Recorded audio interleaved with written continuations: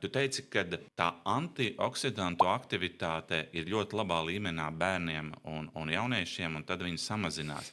Kā tas antioksidants iedarbojās uz to brīvo radikālu? Kā tas notiek? Brīvo radikāli mēs dabūjām kaut kam nozogot vai nolaupot vēl trakāk. Šeit tad par antioksidantiem varētu teikt tā, tās ir labās tantes vai labi onkuļi, kuri mīļi padalās ar kādu no saviem elektroniem un iedod, tev būs, to, ko nozaga zaglis, to mēs tev atdodam.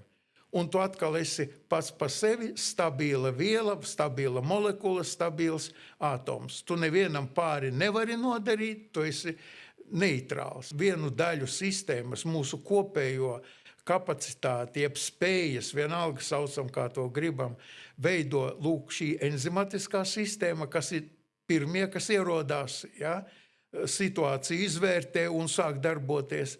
Un, protams, mēs ēdot, mēs ienesam organismā arī ļoti daudz dažādu citu vielu ar antioksidatīvajām īpašībām. Pirmkārt, vitamīnu. Tas ir E-vitamīns no lasīša, pieņemsim. Tas ir C-vitamīns, jeb askorbāts. Tie ir visdažādākie lielmolekulārie savienojumi.